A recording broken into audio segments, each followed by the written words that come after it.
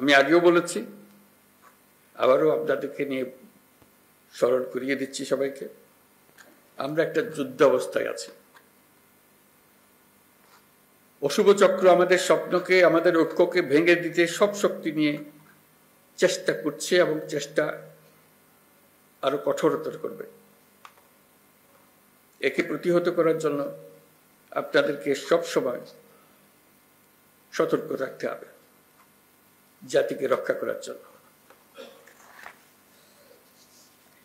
বর্তমান অন্তর্বর্তীকালীন সরকার দায়িত্ব নেওয়ার পর থেকে আমরা ন্যায্য অন্যায্য আন্দোলনে মানুষকে রাস্তায় নেমে আসতে দেখেছি। এসব পরিস্থিতিতে আপনারা ধৈর্যের পরিচয় দিয়েছেন। আশা করি একই রকম ধৈর্যের পরিচয় দিয়ে আগামী দিনগুলোতে আপনারা কাজ করে যাবেন। পুলিশ জনগণের বন্ধু। পুলিশ বাহিনীকে সেই ইমেজ প্রতিষ্ঠা করতে হবে। এটা কঠিন হলেও এটাই ন্যায্য, এটাই আমাদের করতে হবে। প্রথমবারের মতো এবার পুলিশ সপ্তাহে ধর্মীয় নেতা, সাংবাদিক ও বিভিন্ন সম্প্রদায়ের নেতাদের সঙ্গে বৈঠক অনুষ্ঠিত হবে বলে আমি জানতে পারলাম। এই বৈঠকে পুলিশের উপর জনসাধারণের প্রত্যাশা নিয়ে আলোচনা হবে। আমার প্রত্যাশা হলো এটি যেন চলমান থাকে। প্রতি বছর পুলিশ সপ্তাহে যেন এ ধরনের বৈঠক অনুষ্ঠিত হয়, আর যেন পুলিশ সপ্তাহের জন্য অপেক্ষা করতে না হয়। সুযোগ পেলে এই ধরনের বৈঠক দরকার, তাতে পরস্পরের বোঝাবুঝিটা পরিষ্কার হয়ে যায়। পুলিশের সঙ্গে জনগণের দূরত্ব কমিয়ে আনতে এটা অত্যন্ত জরুরি। আমরা একটা ন্যায্যতার ভিত্তিতে গঠিত একটি বৈষম্যমুক্ত গণতান্ত্রিক বাংলাদেশ নির্মাণের স্বপ্ন দেখছি। আমরা দ্বিতীয় বাংলাদেশ গঠন করার স্বপ্ন দেখছি। জুলাই গণ অভ্যুত্থান আমাদের সেই সুযোগ করে দিয়েছে।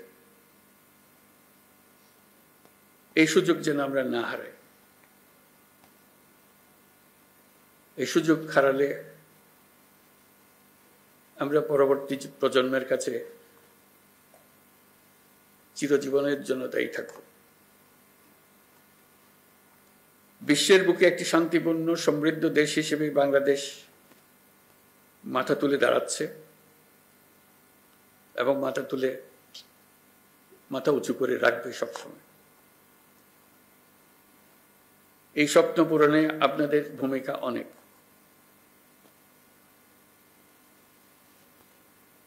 আপনারাই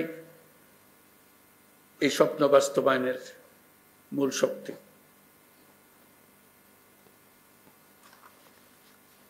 পুলিশের কাজকর্ম, পুলিশের সঙ্গে মানুষের সম্পর্ক, এটা দেখেই সারা দুনিয়া বিচার করে।